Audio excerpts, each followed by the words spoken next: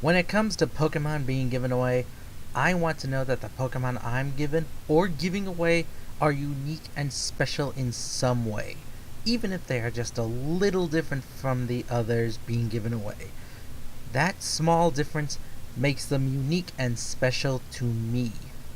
To me, what matters in a Pokemon is that they are special in some way, shape, or form.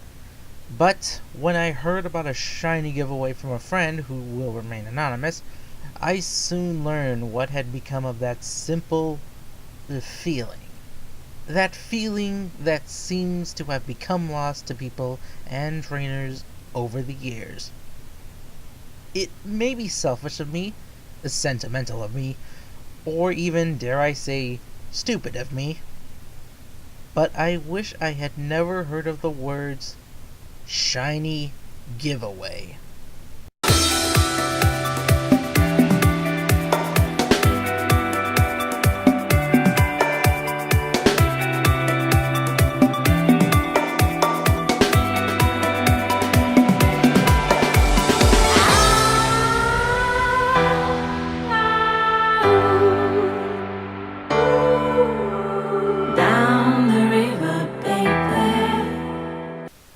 I will not tell you the name of this streamer, nor will I tell you what was being given away, or when I participated in this stream. I will not even say where this giveaway was happening, but I will tell you of my experience during that event and the slow realization that hit me as I learned more about the giveaway and others just like it. When I first joined it, my friend was going on about some shiny Pokemon he had gotten by simply following a guy on a platform. He said the shiny was what he wanted for competitive use, and a Pokemon he always wanted. Well, I, in my eagerness, and dare I say greed, wanted a shiny for competitive use as well.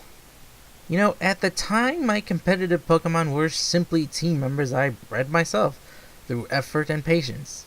None of them were shiny, and oh, how I wanted a shiny for competitive battles. They were the best, the coolest, most awesome Pokemon to have on your team. A shiny was rare, so I knew.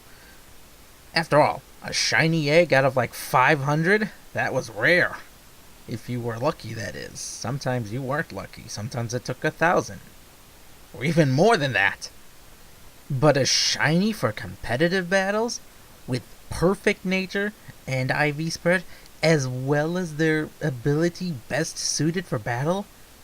That was the dream for any competitive battler. So, I leapt at the chance. I went to the stream that was giving them out. And it was as he said. There was an event going on. They were giving away competitive shiny Pokemon. Battle ready, as they claimed. With items as well. I waited for probably about an hour, maybe, until finally, I was lucky. I got picked.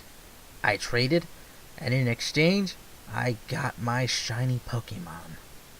Oh, I was so happy, but after I got it, I realized something. Now, before you say anything, no. It wasn't the IVs. They were all perfect.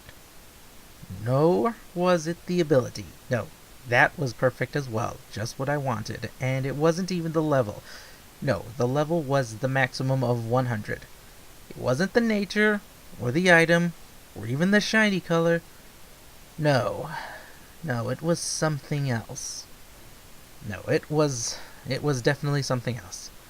It was the fact that moments after I was given it, someone else got one too on stream. And then someone after. And then one after them. That was when I realized something. Or what that something was. They were all the same.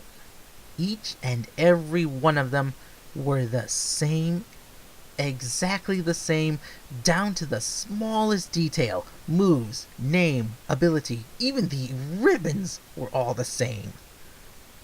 I asked the question of, how did the person breed so many perfect shiny Pokemon and give them these moves, level them all to 100, put all the ribbons on them, train the moves onto them, and in so many numbers so fast. Because they had to have at least 100 or so shiny Pokemon, all the same. And they had just done another giveaway the day before, and the day before that, and so on. It was then I learned that the Pokemon weren't bred per se. No, they were cloned, all of them cloned.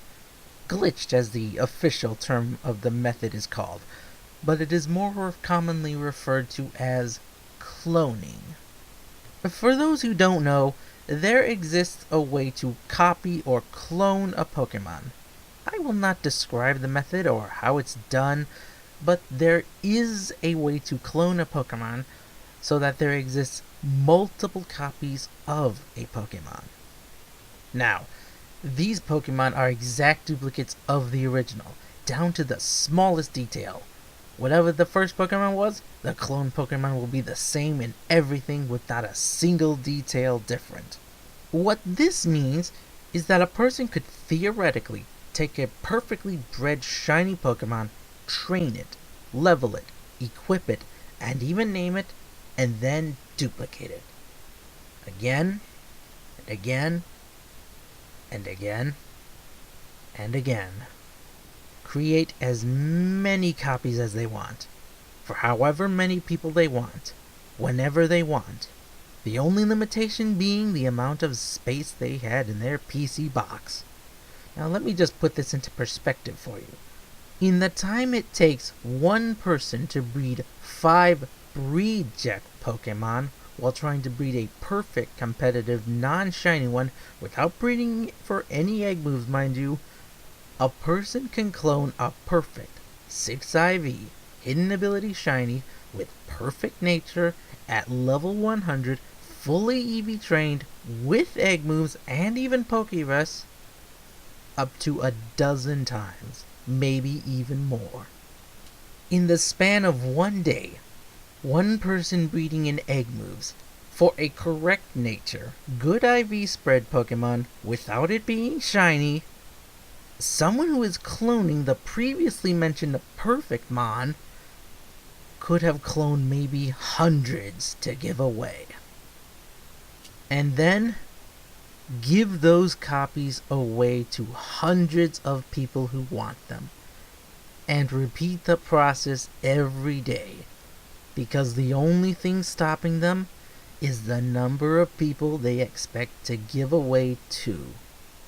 When that realization hit me, the shiny Pokemon I was given became nothing to me in my eyes. There was nothing special about it at all.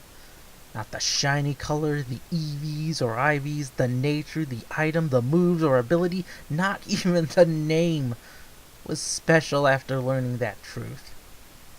After learning about how cloning worked, I lost all desire to even keep that Pokemon with me, and after a few days contemplating, I wonder traded it for the first Zigzagoon some random player in a foreign language offered me. I asked, why do people want cloned Pokemon? And the truth is that they don't want to put in the effort to breed their own. Someone was offering them shinies, with everything perfect, and they were asking for nothing. Well, what was a Reshiram to do? I went back to my personal competitive breeding and continued trying to create competitively viable Pokemon from there. Sometimes without egg moves, and sometimes with them. I battled hard to get the items I wanted for them.